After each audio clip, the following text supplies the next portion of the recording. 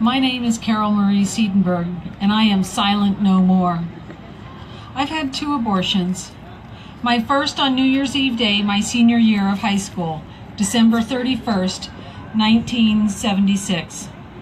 I don't remember many of the details of that day. I think I've chosen to blank them out of my memory. But what I know is that while I had been dating my boyfriend for a while, we had broken up. I knew I didn't love him, and I didn't want to be with him. And then I found out I was pregnant. Pregnant? My heart stopped and my world ended. I told my best friend Janet, and I called Craig, the father, and arranged to meet him. I remember sitting and telling him, not knowing what he would say or what we would do, but he didn't offer anything in the way of support for keeping the child. I don't remember much about that conversation. It's all just a vague haze. But I remember that Janet informed me that I could take care of my problem by simply going to Planned Parenthood. I'd never heard of Planned Parenthood, but it was quite close to where she lived, and so we went. I remember the counselor helping me to make this most important decision. I was too naive to see then that I was only being offered one possible solution: abortion. I just knew that I didn't want anyone to know that I'd been sexually active, and a pregnancy wasn't going to allow that. Because I was under my parents' insurance, I was directed to Kaiser in Santa Clara for my abortion. I remember that Craig paid the copay, and he drove me there, and he also picked me up afterwards. But that was the last time I ever saw him. We arrived early, although I don't recall the details, other than being given anesthesia.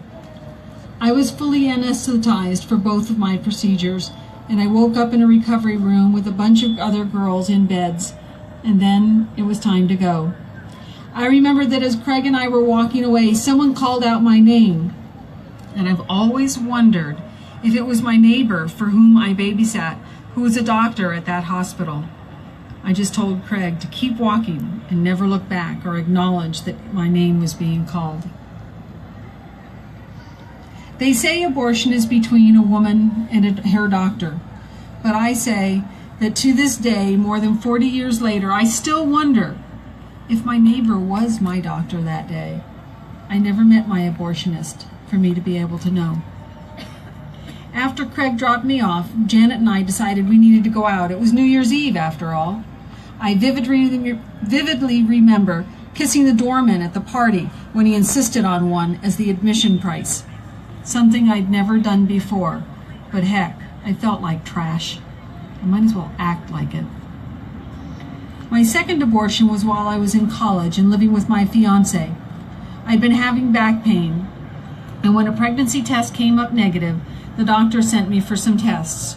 What I didn't realize, he hadn't called it an x-ray, was that it was an x-ray of my lower abdomen.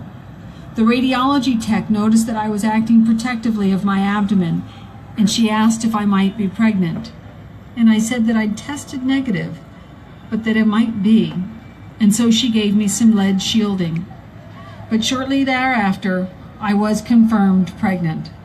The doctor, in what I now believe to be a CYA move, pushed really hard for me to have that abortion, which I definitely did not want.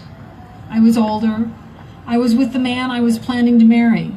I really wanted to be a mom, but David, who later became my first husband, joined with the doctor in insisting on an abortion. We weren't done with college. This wasn't the right time. I was again put under general anesthesia. So all I remember is that I was in such severe pain afterwards. I felt as though I had been on the bends. I had the bends from the anesthesia. What I realized later is that this was a later term abortion at 14 weeks. So the trauma of the procedure was probably what had caused my pain. I've always wanted to be a mom, to have a large family of kids, and yet I ended up with just one child. I deeply regret that I didn't give my first two children the opportunity at life. But I even more deeply regret that I didn't save sex for marriage, something very few people talk about today. The act of sex changes you, and if you aren't fully committed to the person and ready to have kids, you have no business being in bed together. I wish I'd realized that sooner. And this is why I'm silent no more.